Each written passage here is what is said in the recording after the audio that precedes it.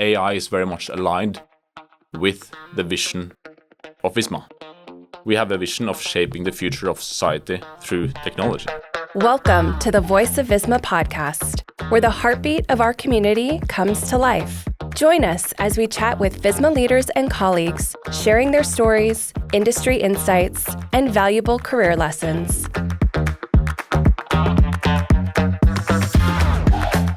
Hi, hello, and welcome to another episode of Voice of Visma. I'm your host, Johan, and today we have a really exciting episode ahead of us. Today, I'm sitting here with Jacob Nyman, who is our AI director. And today, we will talk about AI in the big perspective. We'll talk about how we, as employees, should approach AI and what opportunities there are for us in the future.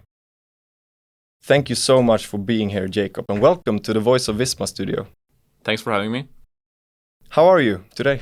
I'm good. I had a good night's sleep in spite of having a 3.5 months old daughter. But my fiance is a hero, so I got a good night's sleep, and I'm ready for this conversation. Sounds perfect. Is it a big difference?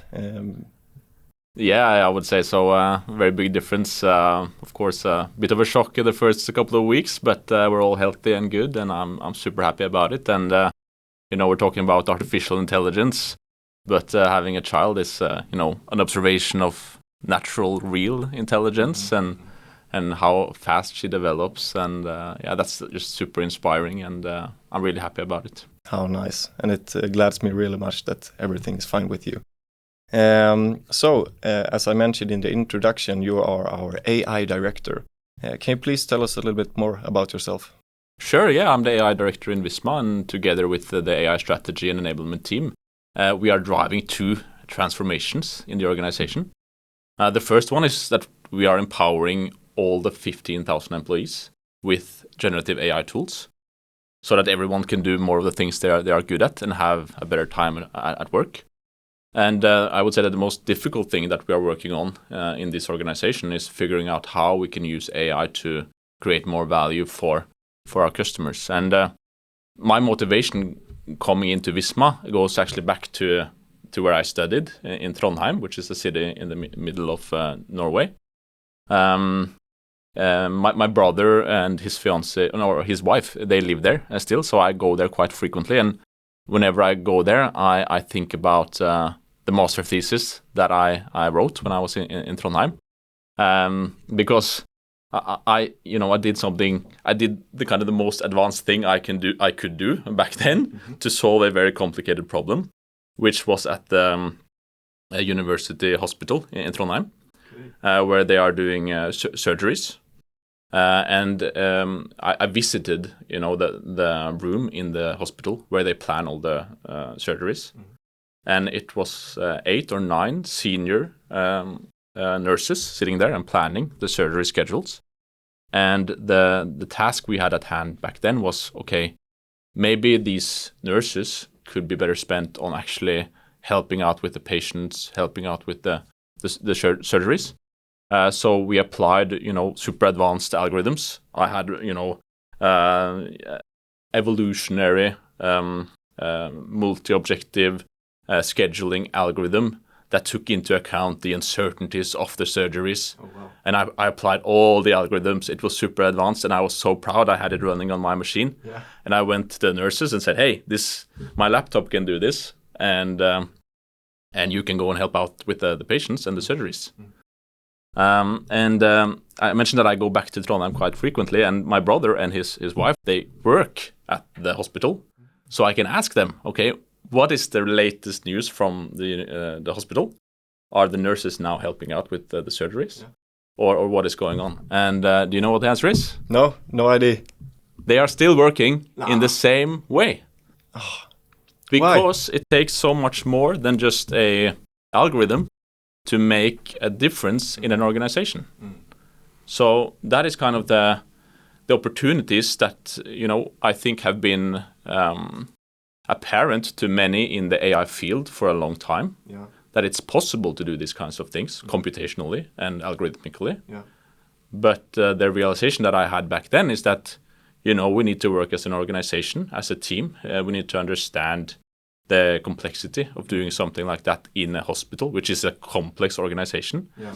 And it's a lot about systems, it's a lot about software, it's a lot about people. Yeah. And that's also what attracted me to Visma as well. And kind of I brought that impatience with me into this organization. And that is exactly what we're doing. We are acknowledging that there are many stakeholders in these kinds of transformations.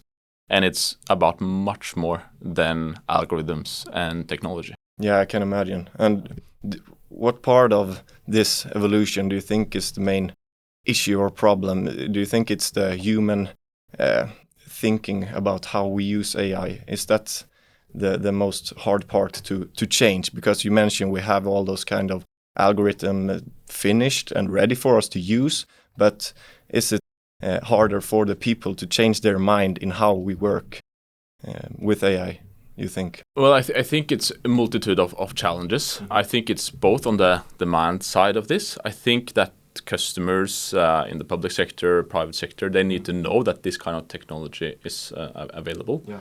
And they need to put out their demands of what they expect in terms of quality and compliance. But we on the vendor side, of course, we have to help them to do that, right? And we have to show them that it's possible. And that is not just a technological challenge either. We need to understand the customers, understand the need, understand the value, and take the chance to develop something like that. Yeah. And then communicate and work over a period of many years, I would say, to prove that we can deliver something like that. And we need to have a working, ecosystem or a system that allows us to do good business, but also is at the benefit for the customer in this. And in this example, this kind of big contracts, right, with university hospitals, and you need someone like Visma to develop that over a course of many years. And I'm very happy that we are in that journey. With an organization that builds up a lot of experience with using artificial intelligence in a compliant way, in a responsible way, in an integrated way. With systems that customers already have, right? Accounting system, ERP systems, HRM systems, workforce management systems. So we have that experience. We have the systems in place. We understand the dynamics. Now we get to integrate more and more artificial intelligence into these systems, and that gives us a headwind into this development. And that's why it's so super exciting to be in this organization. Yeah.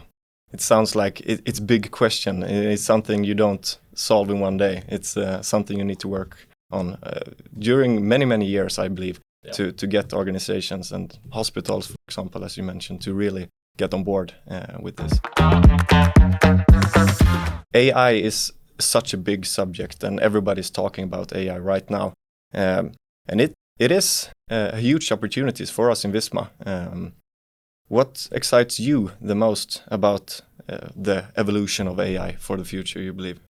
So I think if we put that kind of two things together, like the future of artificial intelligence and the future of society and Visma, I think the exciting thing is that when something like this happens, when AI comes along, a revolution like this, you want to be in a place where you work actively with figuring out what to do with artificial intelligence, or at least that's what I'm very privileged to do, and I'm very happy about that, being in the midst of AI and Visma together. And I think the reasoning behind that, or why I'm saying that, is I think that AI is very much aligned with the vision of Visma. We have a vision of shaping the future of society through technology. Yeah. And I think that's a more powerful vision than it has ever been, right? Because that is what we're discussing, right? We're thinking about AI and how it impacts society. And I can unpack that a little bit. Because, I would say that, yes, we are impacting society. We have 1.7 million customers that are not individuals, but organizations or entrepreneurs or organizations in the public sector. So it's a huge impact. And these organizations, they employ a lot of employees. They provide, welfare services or services and products in the private market. So we definitely impact these companies and these organizations, and we use technology to help them. And we have done that for decades, right? Through digitalization. But now we can also do it through AI. We can help these organizations. And just to give you a kind of a picture of what that really means, how can we use AI to help entrepreneurs, hospitals, big and small companies? I would like to paint a picture with your. Have you seen The Bear, that series? No, actually not. So it's a series about a Michelin chef Okay. who takes over a New York restaurant. All right. Because his brother is deceased, so he takes over the restaurant. And it's a totally chaotic restaurant. I mean, they create street food, and he has a very hard time of organizing the restaurant and getting food out to a increasing line of customers. There's so much chaos and mess and everything. And in one of the episodes, he's asked to provide the payroll for the last 2 years to the tax authorities. Okay. And he just started to revamp this restaurant like 2 months ago. Yeah. And he doesn't even know where the fire extinguisher is. So how can he start to help to provide that? Yeah. So it's totally impossible task. And that is kind of why Visma is here, because if he had put all of his stuff into the cloud, that would be available, and it would be compliant, and it would be more productive, and it would also allow them to make smarter decisions. And that is what we're providing to entrepreneurs and to organizations and everything. So it's just a way to help them to do what they are passionate about and what they are good at. And artificial intelligence helps with making our customers more compliant. We can apply algorithms to detect anomalies in payroll, in invoices that are paid wrongly or fraudulent invoices. Artificial intelligence today works in our systems to identify such cases. And on the productivity side, we can automate a lot of these processes of handling invoices, for example. And we're also applying combinatorial optimization to help with planning tasks, route planning, for instance, or to create rosters in hospitals, for instance. This is when you say it like this, you really get a picture about which type of revolution this actually is, and what is ahead of us. Absolutely, and also not only about compliance and productivity, but also to work smarter. And what we're also doing now is we're building agents on top of our existing SaaS products that give a totally much more intuitive access to data, so that our clients can make better decisions. So that's where we're at today, shaping the future of society through technology. This is the technology aspect. And then when you look at the future, I think that we're moving from applications, SaaS applications, to agents. Can you describe an agent for us? Yeah, so it would be like talking to a human, more or less, that has maybe a face, a voice. Is more natural to have a conversation with a human than to interact with an application and a computer screen and in a keyboard. It's similar, I would say, to the iPhone moment. Before the iPhone, you had phones with buttons, and it's like 50 buttons on a very small phone. Nobody wants to do that. No, it's much more natural to use your hands and scroll. It's the natural way of interaction.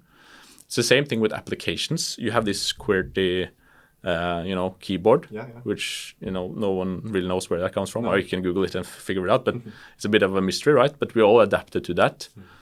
And we have a mouse, we're kind of doing our best to circumvent the fact that we are interacting with data in this actually unnatural way. So we're doing our best. We're building a user experience. We're trying to create the most intuitive user experience for people to have ease in that kind of interaction, right? But I think it's much more natural to have a conversation with something human-like, like an agent that understands you, your context, your intentions, and helps you to do what you should be able to do. And of course, there's a long way from application to agent. We need to work with much more robust automation, much more integrations between systems. But I think that's something that will really boost our compliance, productivity, and make us do smarter decisions. But beyond that, I think it does something super important, and that is to create more availability to these kinds of systems. There are, if someone has lost their legs or have problems with walking, they have a wheelchair, and when we build a swimming hole, we build a ramp so that they get into the swimming hole, and we accommodate. We do that as a society. But if you're working in a web application, or if you're searching for information on the internet, I mean, there was a case in Norway last year of a guy with poor eyesight who wasn't able to find information on how to vote in Norway because the municipality didn't have a website that accommodated for poor eyesight. So that's the kind of availability we are discussing. I don't think that poor eyesight, or if you have some joint, disease, that should stop you from becoming an entrepreneur or making a difference in the public sector.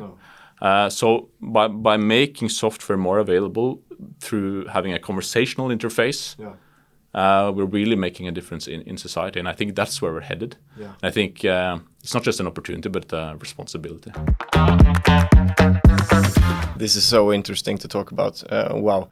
And when can you say in sort of how long do you think it will take for us until we are there, until we actually have these kind of agents that we probably use for our invoicing and payroll and stuff like that? Is it 1 year away, 5 years away?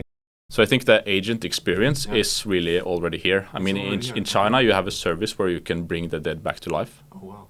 Which is, of course, super controversial, right? And also one of the reasons we want to, put ethics into the conversation as well. But basically, you can have a picture of a deceased relative and maybe some recording of their voice, and you can get an digital experience of talking with that person. So I think, the technology for voice speech to text, it's definitely there. It's already here. The technology for generating video is already here. We have the Sora model from OpenAI, but also other technologies like HeyGen, etc., that can create an avatar of you, and a quite convincing avatar as well. And you, of course, have the conversational intelligence that you have in chatbots to have a meaningful conversation. And if you also have data, from a person, you can also bring that into this mix to create, that replication of that person. But that would be kind of the agent-like experience. And you could, by the way, you could do that in a very uncontroversial way as well. It's just like an experiment or something that is not. It's very controversial to do that. Bring the dead back to life. Yeah, it is. Right, but you could do it in a less harmful way as well. Yeah, more human way. So that technology is here, more or less.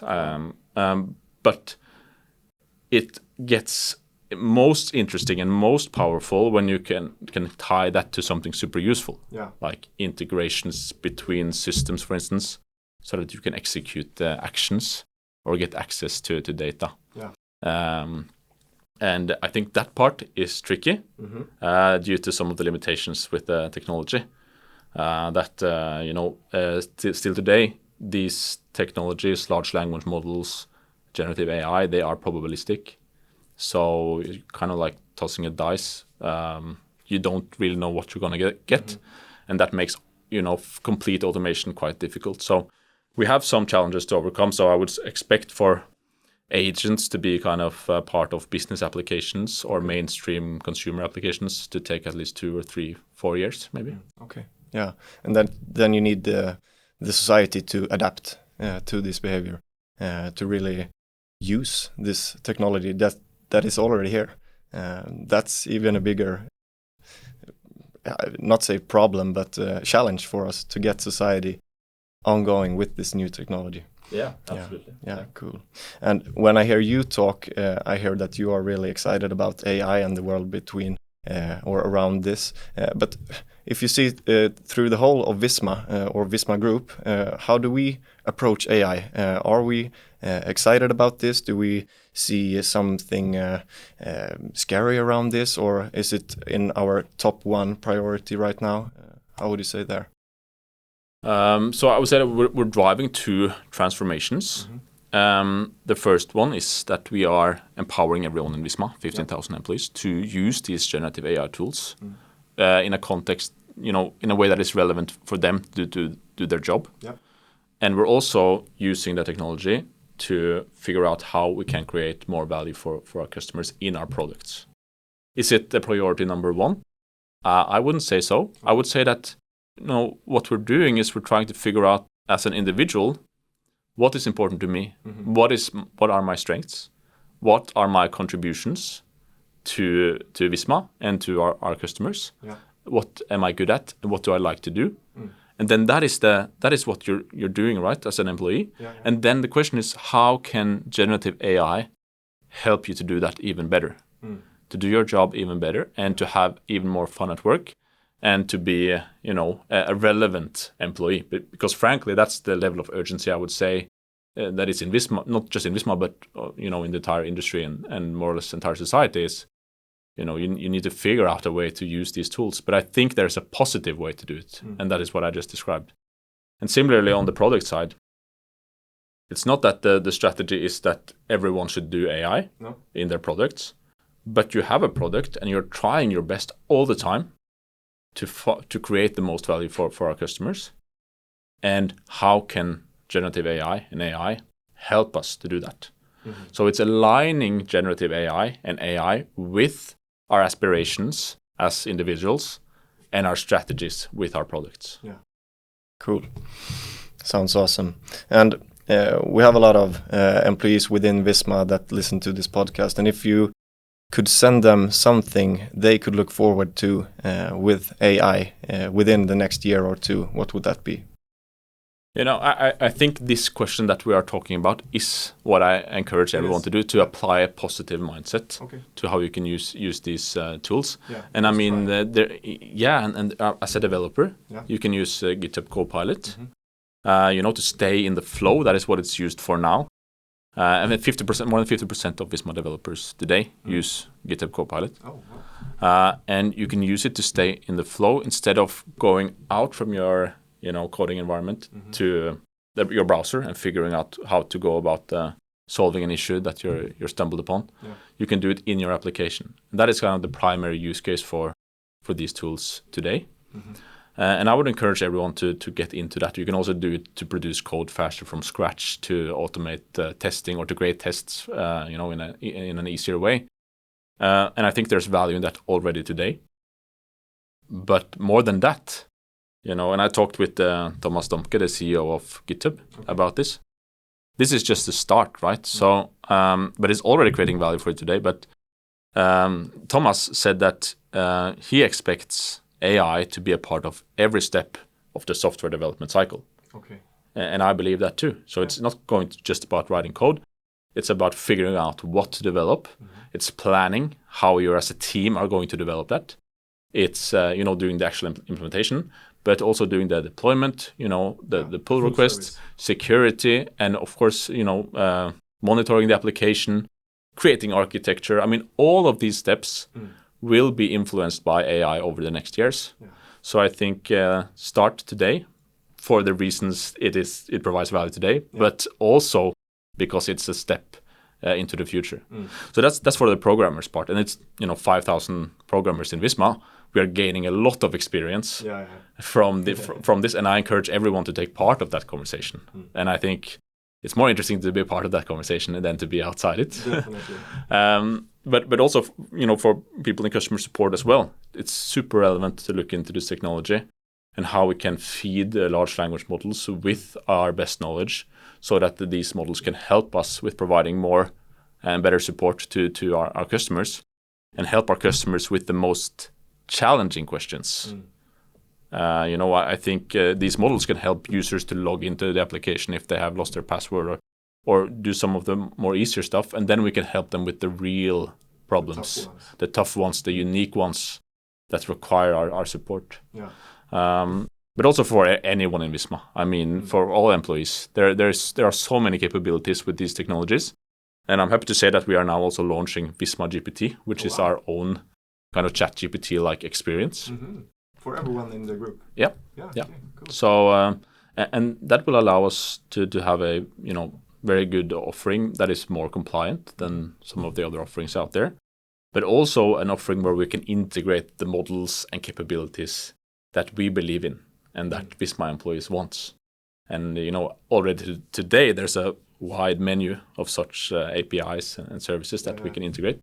But but there will be even more in the future. So we're very, very excited about that and eager to learn about how Visma employees see that response. So for all employees in Visma, join us in this journey. That's a nice message. It seems like we have a lot to look forward to and a lot that is already here. Nice. Jacob, we use the sentence champions of business software within Visma as our motto and stuff. How would you describe what champions of business software mean to you? Yeah, I think it's a nice phrase, and I would actually like to ask a question back to you. Have you heard the Queen song "We Are the Champions"? Yeah, that I've heard of. Yeah, what is that song about in your opinion? It's about winning, I believe. It's about celebrating. Those type of things. Because I reflected upon that, and I think it's not about winning. Okay. I think it's about the hardships prior to winning. And I paid my sentence, that's true. We keep on fighting till the end. I've had my share of sand kicked in my face, but I've come through. I made mistakes. Yeah.